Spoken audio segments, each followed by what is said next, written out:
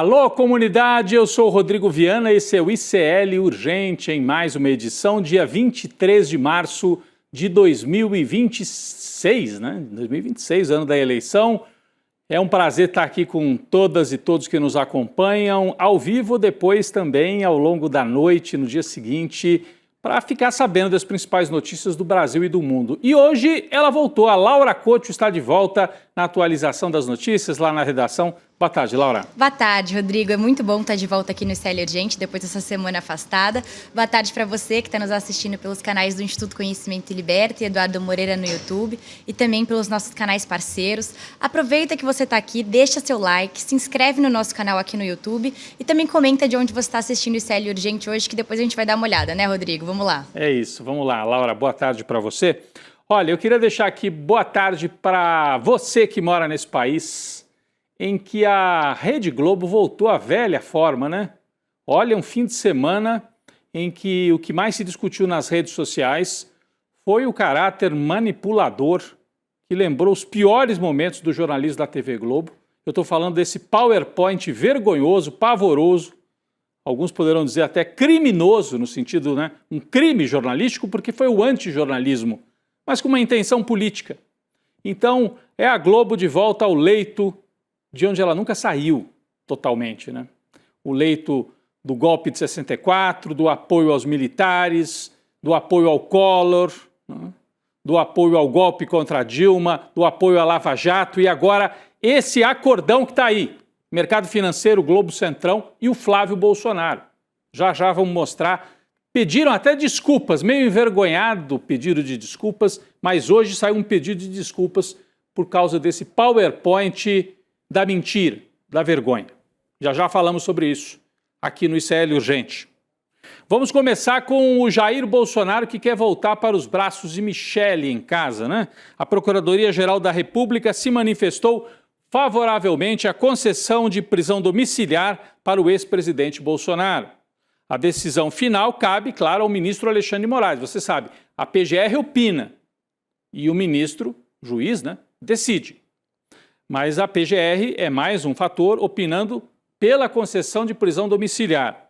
Na sexta-feira passada, Moraes enviou aqueles laudos médicos todos sobre o Bolsonaro para a Procuradoria-Geral da República, solicitando manifestação do PGR sobre o tema. Laura tem mais detalhes sobre isso. Laura. O Procurador-Geral da República, Paulo Gonet, afirmou que a evolução clínica do ex-presidente Jair Bolsonaro, nos termos como foi exposto pela equipe médica, recomenda sim a flexibilização do regime. No caso, aí, a conversão da prisão de regime fechado para domiciliar. E a defesa do Bolsonaro está otimista com essa possibilidade da prisão domiciliar. A expectativa é tão alta, Rodrigo, que a casa do ex-presidente em Brasília está passando por reformas pontuais que devem ficar prontas até o fim dessa semana. Mas, enquanto isso, o Bolsonaro continua internado na UTI do Hospital DF Star e a previsão é que ele tenha alta da UTI nas próximas 24 horas. Rodrigo. É isso, Laura, aqui na nossa equipe, em off, né, alguns jornalistas que muito bem informados lá no STF dizem que até o fim dessa semana o Bolsonaro provavelmente vai para casa. Ele sai do hospital provavelmente direto para casa, não volta mais para a carceragem da Papudinha. Em nota, o grupo jurídico Prerrogativas, que reúne advogados progressistas, juristas, né, afirmou ser contra a concessão da prisão domiciliar para o ex-presidente Bolsonaro. O grupo critica essa aplicação seletiva da lei, porque se é problema de saúde, centenas, talvez milhares de brasileiras e brasileiros estão presos e têm problema de saúde. Diz o Prerrogativas, abre aspas. Defendemos a aplicação da lei sem seletividade, tanto para Chico como para Francisco. Se para o Bolsonaro cabe o direito de ser transferido para regime domiciliar, antes disso também cabe o mesmo direito para o réu pobre, preto, periférico, que muitas vezes está em situação semelhante ou até pior. Então essa a linha adotada pelo Prerrogativas. Vai contar direitos humanos a partir de agora? Então tem que valer para todo mundo. Não só para o golpista condenado presidiário Jair Bolsonaro. Vamos falar então da TV Globo, como eu anunciei aqui no começo do programa. A Globo demorou 72 horas para pedir desculpas formalmente pelo PowerPoint que ligava o PT e o presidente Lula de maneira indevida mas muito maliciosa, PowerPoint da Globo ligava Lula ao escândalo do Master. E não mostrava Bolsonaro, não mostrava Campos Neto, não mostrava mais ninguém. No pedido de desculpas, que foi feito hoje ao vivo, gravado pela jornalista Andréa Sadi, eu assisti, daqui a pouco vou mostrar detalhes aqui, um pedido de desculpas envergonhado e gaguejante. O nome do Lula não foi citado no pedido de desculpas, mas no PowerPoint ele estava. E nós temos aqui a fotografia do estúdio conduzido pela jornalista Andréa Sadi, com o PowerPoint ali no fundo, no telão da Globo News. Um PowerPoint vagabundo, a gente pode dizer, né? Podemos voltar para eles, pessoal, deixar ali o PowerPoint? Eu queria só mostrar mais um pouquinho. Volta para o PowerPoint, por favor, aquela anterior. Isso. Pode ser essa. Não, gente, PowerPoint da Globo, por favor. Vamos, eu espero. Isso. Então, esse aqui foi o PowerPoint da TV Globo. Você repara, tem o Daniel Vorcaro. Campos Neto, presidente do Banco Central, que aprovou o Banco Master, aparece? Não.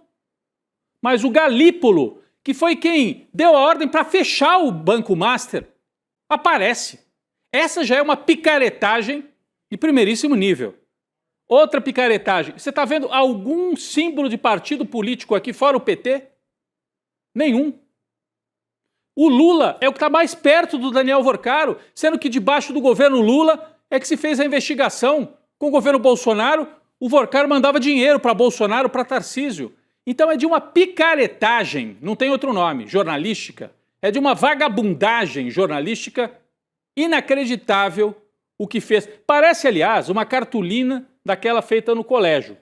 Eu já vi trabalho no colégio muito mais bem feito do que esse aqui. Mas não estou nem falando da qualidade gráfica, que é também vagabunda. Estou falando do jornalismo.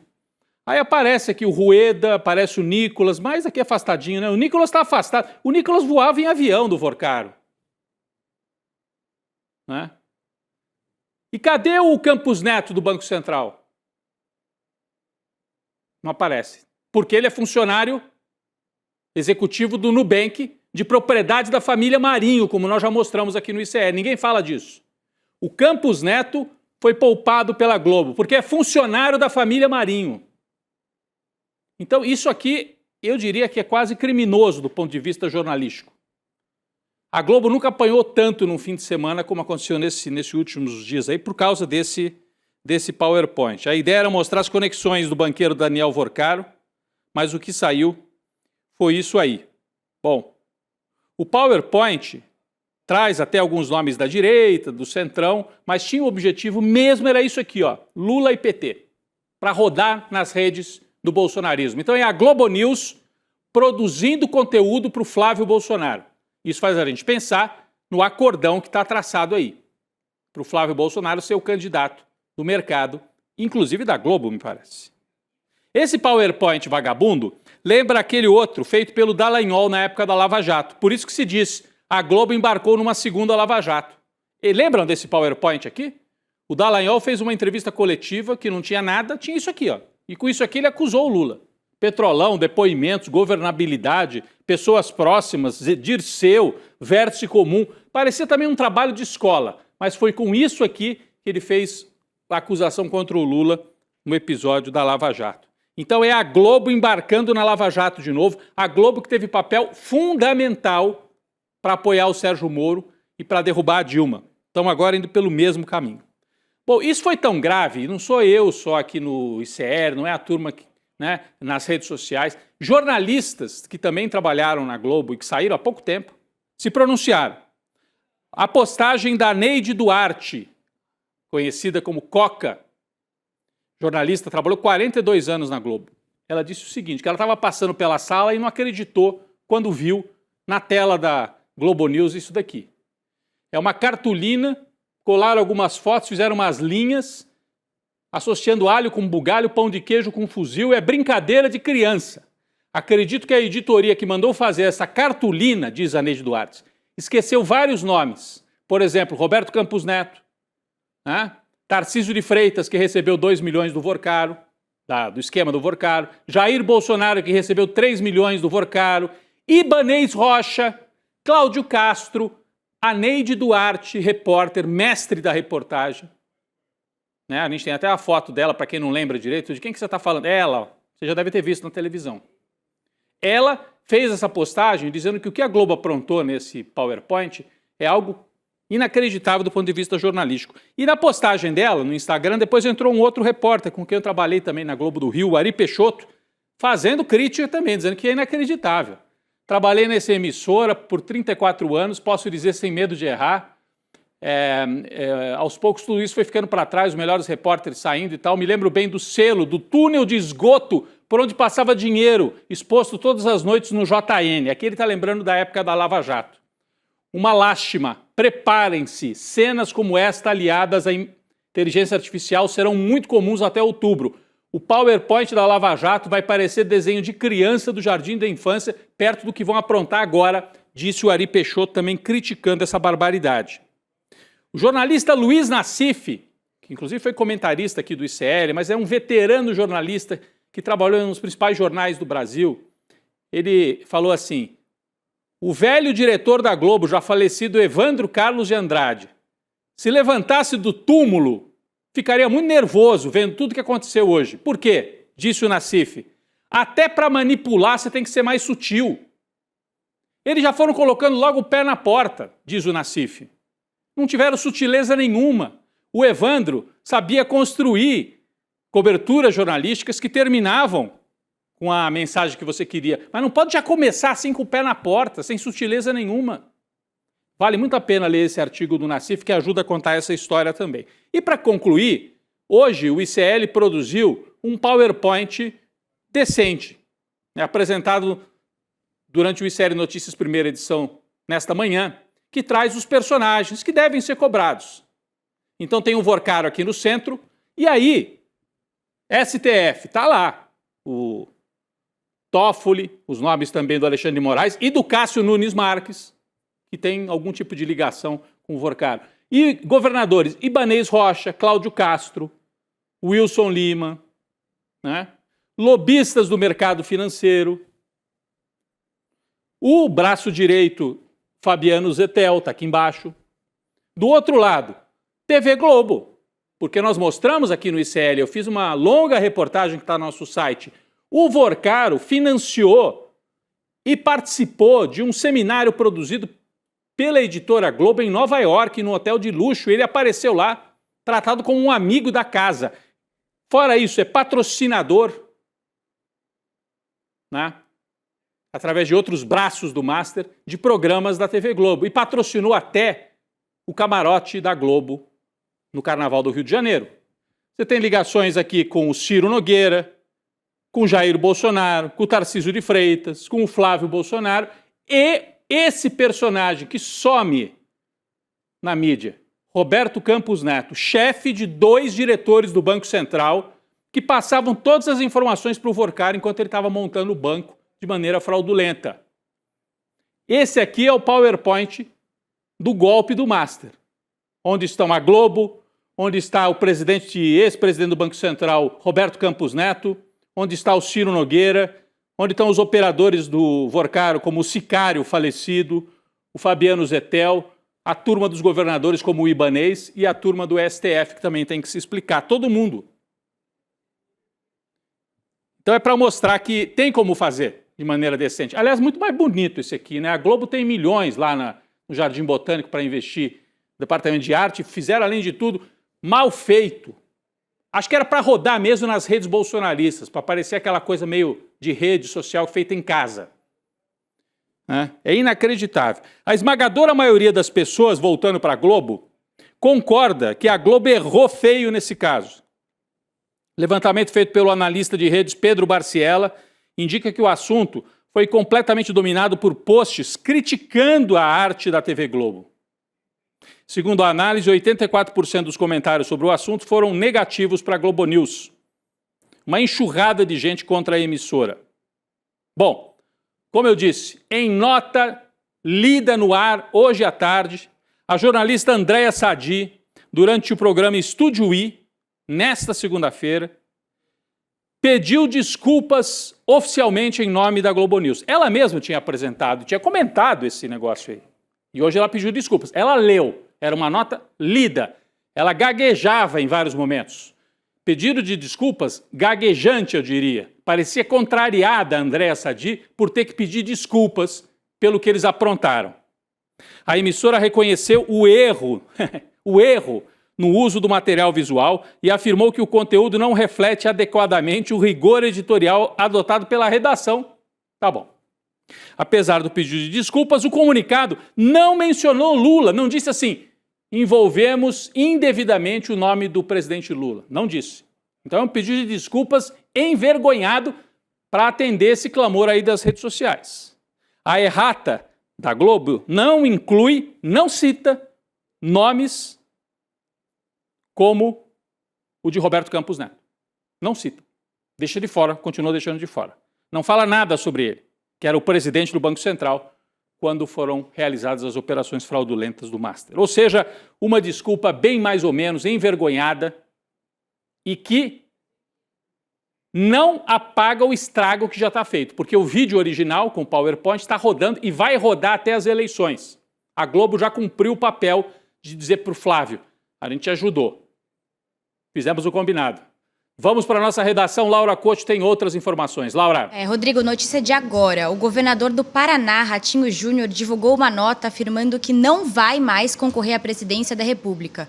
Ele justificou a decisão alegando que tem um compromisso com o eleitorado do Paraná e que pretende seguir no cargo de governador até a conclusão do atual mandato, o que afasta a participação dele como candidato a presidente da República pelo PSD. E com isso, Rodrigo, sobra apenas o Eduardo Leite e o Ronaldo Caiado como os dois possíveis presidenciáveis do partido do Gilberto Kassab. Então agora falta esperar as cenas dos próximos capítulos para a gente ver quem vai ser o escolhido. Laura, isso aí também tem cheiro de acordão. Obrigado pela informação importantíssima, porque o Ratinho nas pesquisas era o terceiro colocado. Lula em primeiro, Flávio em segundo, Flávio Bolsonaro, em terceiro o Ratinho. A família Bolsonaro estava pedindo para o Ratinho retirar a candidatura. Ele atendeu. Tem um cheiro de acordão envolvendo família Bolsonaro, mercado financeiro, partidos do Centrão, TV Globo. Todo mundo contra o Lula. É o que está pintando por aí. E essa renúncia do Ratinho a concorrer para presidente é mais um indício. Bom, o banco de Daniel Vorcaro não é a única ameaça ao sistema financeiro do país. Uma reportagem da revista Piauí, que circulou nesse fim de semana, mostra que o banco Digimais, que pertence ao bispo Edir Macedo, da Igreja Universal e dono da TV Record, entrou em alerta vermelho, com patrimônio líquido negativo na casa de 8,5 bilhões, com B de bola, 8,5 bilhões de reais de patrimônio líquido negativo. É muita grana, hein, Laura? Conta pra gente, por favor. Rodrigo, a gente sabe que desde que a bomba do Master explodiu, o mercado passou a olhar bem mais de perto a saúde de alguns outros bancos menores, entre eles o Digimais, que é o banco do pastor Edir Macedo. E por incrível que pareça, os dois bancos têm muito em comum. A reportagem da Piauí mostra que o banco Digimais tem um modo de operação muito parecido com o banco Master do Daniel Vorcaro. É aquela velha história que a gente já está acostumado.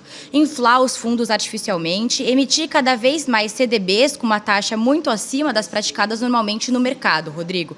E assim como o Master, o caso do banco Digimais tem um potencial de causar muito tumulto na Praça dos Três Poderes, principalmente pela influência da bancada evangélica no Congresso, que abriga boa parte dos políticos do Centrão, Rodrigo. Agora é orar. E o Edir Macedo, inclusive, está para fazer um evento em vários estádios brasileiros no próximo fim de semana, vai alugar os estádios para fazer uma sessão de oração conjunta que tem um caráter político para unificar as bases a favor da candidatura do Flávio Bolsonaro. É mais um que está no acordão e, ao mesmo tempo, tem que salvar o banco, né? O Edir Macedo tem dinheiro pra caramba. Mas esse buraco no banco dele está ficando gigante. Pode levar o grupo todo, que é financeiro, religioso e televisivo, para o buraco. Vamos aguardar. A delação do fim do mundo, hein? Aliados do banqueiro Daniel Vorcaro garantem que ele vai responder a todas as perguntas dos investigadores durante a delação. Esses interlocutores dizem que o Vorcaro não vai fazer uma delação seletiva. Não, ele é bonzinho. Pessoalmente, ele até gostaria, mas os advogados não recomendam muito. A única possibilidade de uma delação seletiva seria a partir dos próprios investigadores. E aí, olha, temos que ficar de olho. O André Mendonça, ministro terrivelmente evangélico e bolsonarista, é quem está comandando esse processo. Isso é perigoso. O Vorcaro pode fazer uma delação para influir na eleição. Mas a gente tem Polícia Federal e Procuradoria-Geral da República atuando juntas, uma pode fiscalizar a outra ali para exigir que a delação seja completa e não uma delação pela metade. O Vorcaro, então, está prometendo abrir a boca e contar tudo, mas e a ex-namorada dele? Essa não vai depor mais, é isso, Laura? Traz pra gente, por favor. Isso, Rodrigo. A CPMI do INSS não conseguiu localizar a influenciadora Marta Graeff, que é a ex-noiva do banqueiro Daniel Vorcaro.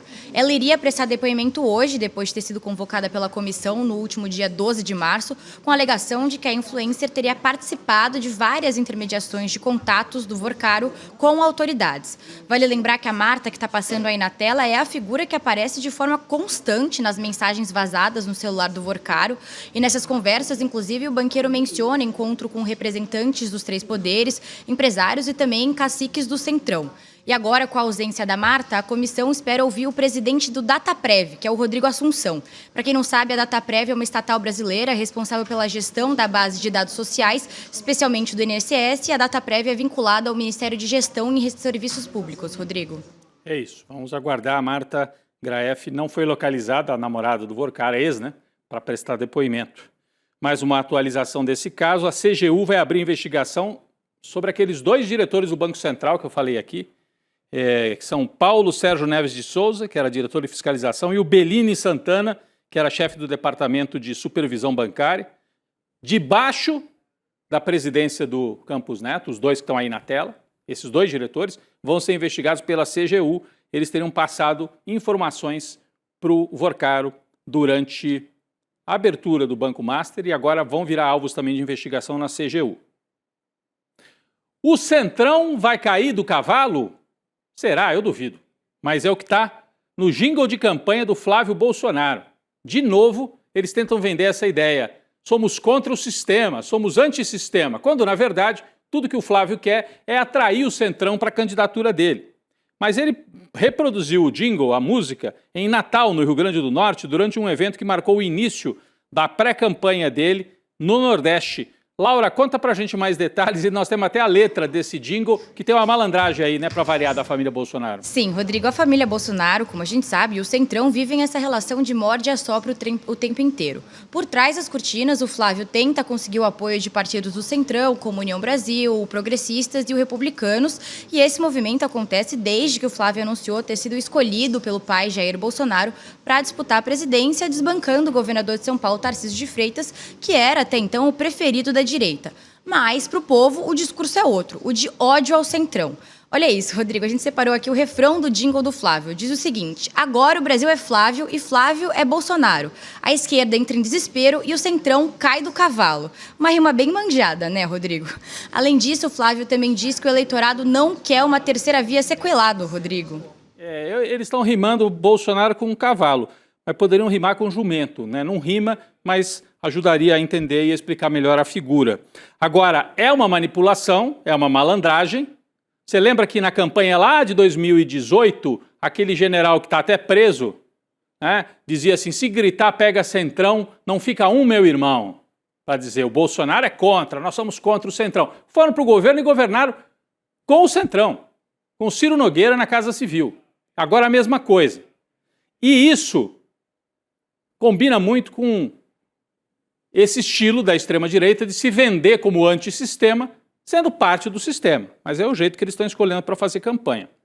Pessoal, falando em Centrão na direita, acontece agora lá no Rio de Janeiro, no Palácio da Guanabara, a despedida do governador Cláudio Castro. Ele decidiu renunciar nesta segunda-feira. A renúncia acontece na véspera da retomada do julgamento no TSE, em que ele pode ser cassado, né, ficar inelegível. Está aí ó, o convite para a cerimônia de encerramento do mandato. Curioso, né? Ele está anunciando como se fosse uma grande festa. Acho que o Rio de Janeiro deveria comemorar mesmo. Vamos comemorar que está acabando o mandato do Cláudio Castro. Se ele for condenado nesse julgamento no TSE, pode se tornar inelegível por 8 anos. E aí ele renunciando antes, tem uma discussão jurídica, daí ele não seria cassado, né? Teria uma diferença entre ser cassado no cargo e se tornar inelegível já fora do cargo. Tem uma diferença técnica jurídica e é por isso que ele está fazendo esta renúncia neste momento. Outro que anunciou a renúncia é bom, né? Aí sim rima. Que renunciou foi o governador de Minas, Romeu Zema. Romeu Zema. O motivo é outro, ele deve concorrer a presidente da República pelo Partido Novo. Quem assume lá em Minas, no lugar do Zema, é o vice Matheus Simões, do PSD. Romeu Zema disse ter devolvido o governo de Minas para os mineiros de bem e agora quer fazer a mesma coisa pelo Brasil. O que para mim soa quase como uma ameaça, né? O que ele fez em Minas, ele pode fazer no Brasil. Então está aí feito o registro, né? 2 governadores renunciando nesta segunda-feira, o Castro e o Zema, Rio e Minas. Enquanto isso, quem segue firme no cargo é Ibanez Rocha, no Distrito Federal. Firme, mas não muito, né? Ibanez aparece diversas vezes em denúncias no escândalo do caso Master.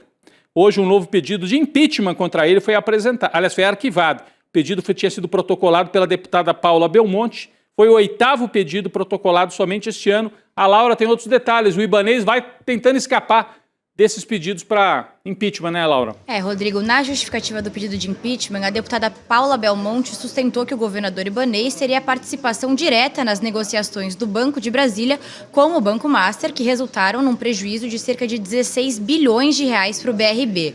Esse despacho que determinou o arquivamento foi assinado pelo presidente da Câmara Legislativa do DF, o Wellington Luiz, do MDB, e ele se baseou no parecer da Procuradoria-Geral da Casa, que sugeriu o arquivamento da denúncia.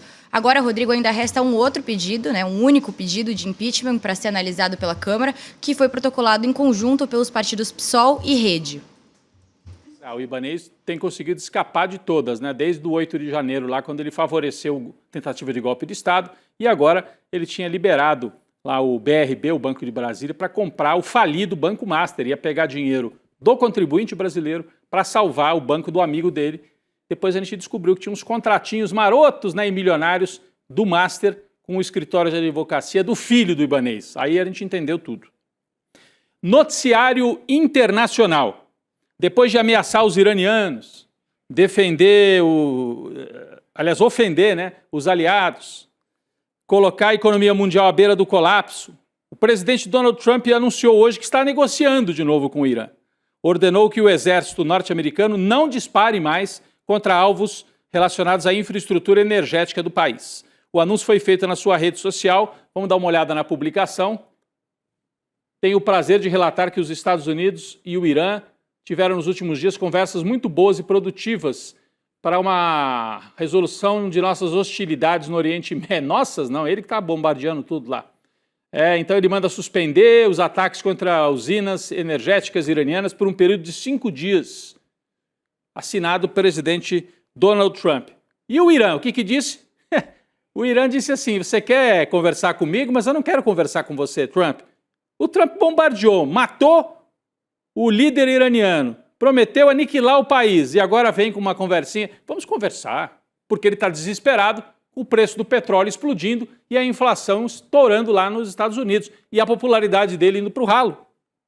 A mídia iraniana negou qualquer diálogo com Washington, rejeitou as declarações de Trump e afirmou que o post de Trump tenta influenciar para segurar os preços de petróleo e ganhar tempo para armar novas ações militares. Enquanto isso, ele diz assim, até para o público interno, estou tentando não bombardear, estou tentando, hein?